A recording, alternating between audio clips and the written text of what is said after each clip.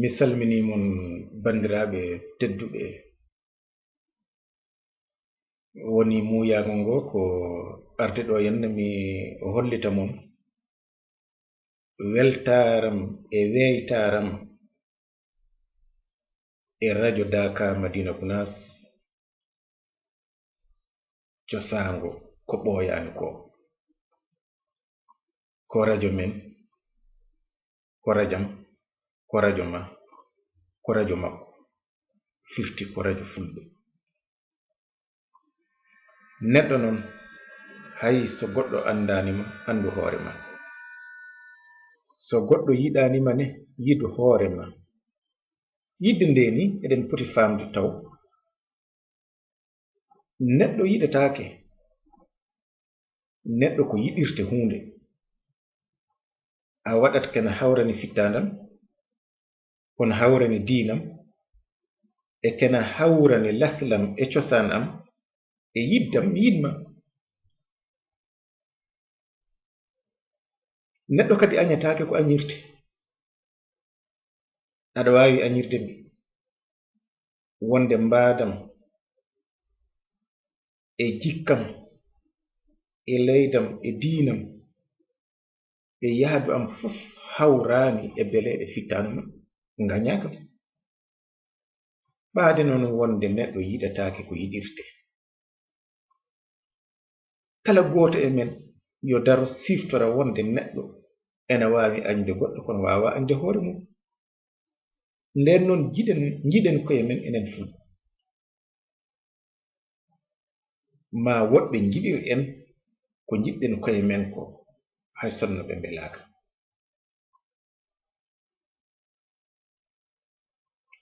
garmi ko hollidde jettoram e radio Daka Madina jettoro noon bandiraɓe mbanmi ɗum ko e jime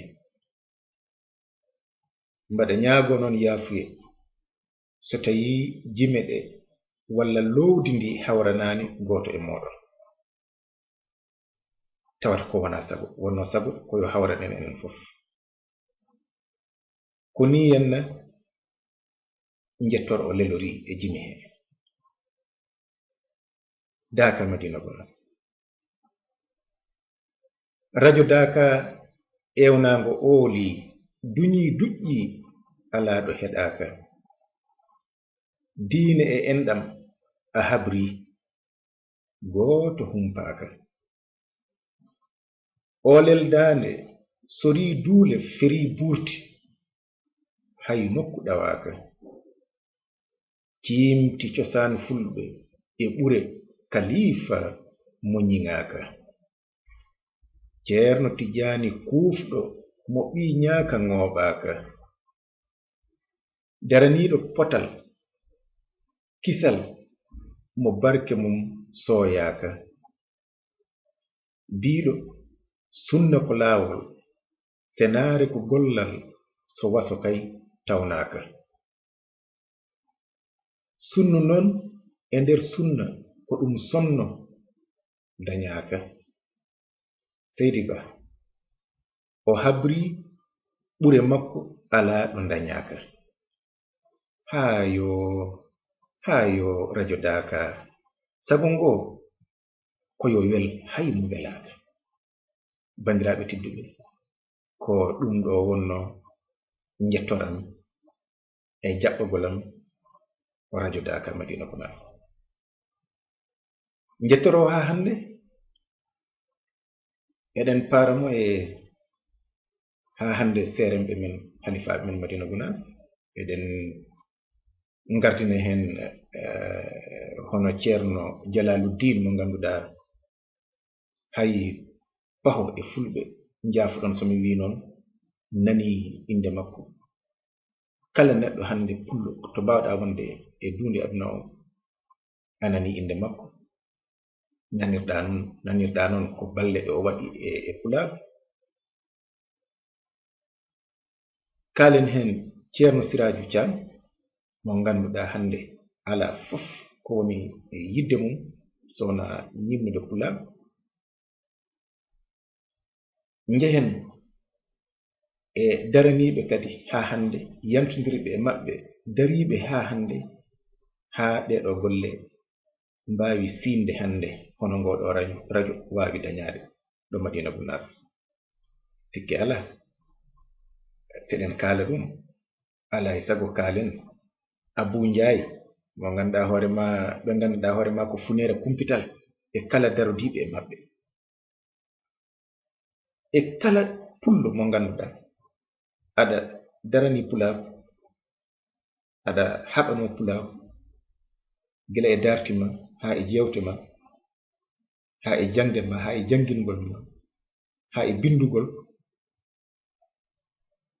haaɗaani tan ndeka Madina haaɗaani tan e janngude pulaar haaɗaani tan e windude pulaar ala ɓe njehi haa ɓe mbaawi darnude ko wiyetee ko radio galle mo ngannduɗaa ko radio pulaar ɗo siftinii kam weltaare nde mbeltinoomi haa hannde mbeɗa weltii nde njaami haa naatmi njuuriimi radio gandal ngo ngannduɗaa ko radio pulaar ɗo gaaɓu leydi Guinée Bissau radio ngo ngannduɗaa waɗi ɗum ko pullo baarnoriiɗo pulaar bastoriiɗo pulaar ponnduɗo fulɓe mo seernataa fulɓe